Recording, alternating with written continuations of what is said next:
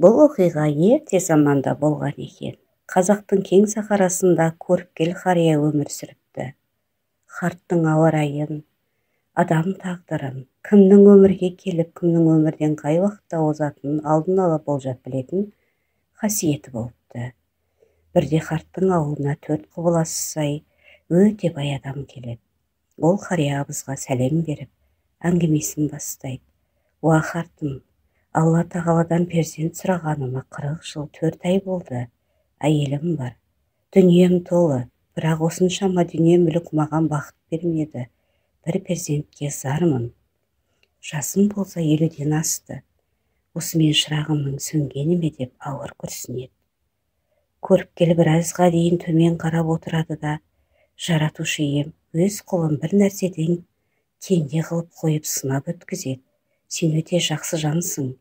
Кедей-кепшікке, ғарып мүгедекке, жетім жесірге әрдайым қол ұшын созып көмек көрсетіп жүреді екенсің.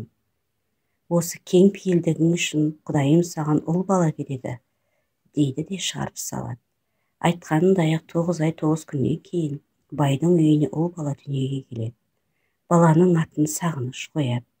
Қуаныштан жүрегі жарлы жаздаған бай ұлан асыр той жасайды.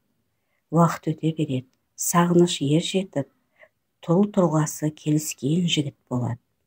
Бірде аң аулап жүрген Сағыныш үкенді қуа-қуа адасып кетеді. Жан-жаны қараса шөлді жерге тап болған. 3 күн 3 түн жүріп шөлдің шетіне жетеді. Біраз жүрген соң бір ауылға тап болып, шеткерек тұрған Қарашайдың есігінің алдына келіп атынан түседі. Сол кезде киіз үйден ай десе аузы, күн десе көзі бар ару шығып, оған тостақанмен қымыз ұсынады. Сағыныштың 2 көзі аруда. Оған өзінің ғашық болып қалғанын сезеді. Бұл Сарыбай деген сол ауылдағы қарияның қызы Балкүміс еді. Балкүмісте тұр-тұлғасы келіскен жігітті ұнатып қалады. Ертесіне Сарыбай жігітті жолға шығарып салады. Сағыныш ауылына келсе, әкесі мен шешесі қара жамылған. Жалғыз ұлы шөлде адасып өлді деп қайғы жұтып отыр екен. Ұлының аман-есен оралғанын көрген олар қуаныштан жылап жібереді. Ата-анасымен аман-есен қауышқан Сағыныш басынан өткен бар оқиғаны баяндап береді. Сарыбай қарттың ауылына құда жіберуді өтінеді. Барлық жайттан хабардар болған бай бұған қарсы болады. Сағыныш әкесінің көнбейтінін біліп, анасына мұңын шағады. Ана әркез баласының қамын ойлайды емес пе? Алтыным-ау, сен әкеңді түсін, сен тула салысымен бір досымен құда боламыз деп байласып бата жасасқан. Бата бұзған оңбайды, аттастырған қалыңдығың бар. Салт дәстүрді сыйлау әр перзенттің міндеті деп ақылын айтып ұлын жұбатады. Сағыныш өзін 2 оттың ортасында қалғандай сезінді. Ата-анасын қартайған шағында жерге қаратқысы келмеді. Бірақ бүкіл жан дүниесін жаулап алған дүлей сезім ерік берер емес. Сүйгеніне деген сағыныш уайым, жөмен күнін өткізді. Арада 1 ай өтті. Bir күн әкесіне келіп, Балкүмістің ауылына барып бір көріп келейін, кірсем бола ма деп сұрайды. Оның үстіне келем деген уәдем бар еді. Соны аяқ асты ету жігіттік намысына сын тиеді. Ұлым жарайды. Жігіт анам өзін сөзінде тұру керек. Барсаң барып кел. Ол кісілерге бар жайды түсіндір. Мынаны есіңде ұста. Ата жолын аттаған оңбайды деп ұлын жолға шығарып салады. Сағыныш сүйгенінің ауылына жетеді. Сарыбай қартқа бір оқиғаны баяндап береді.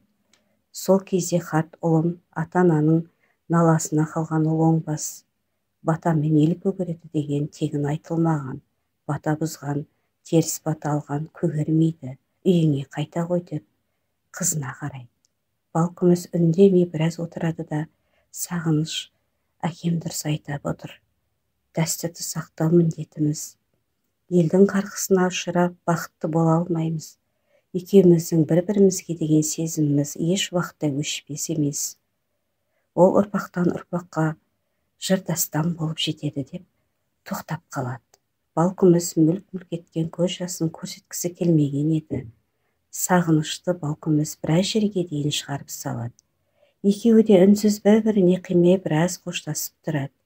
Екеуінің де көзіне қимастың мөлдіреген жасы келеді. Осы сәтте ата-баба салтын сыйлаған қос перзентке Алланың нұры жауады. Ол нұр жер бетіне екеуі жүріп өткен ара қашықтыққа ал қызыл гүл болып өседі. Бұл гүл қызғалдақ еді. Сол уақыттан бастап қызғалдақ гүлі махаббат гүлі болып қабылданған деседі.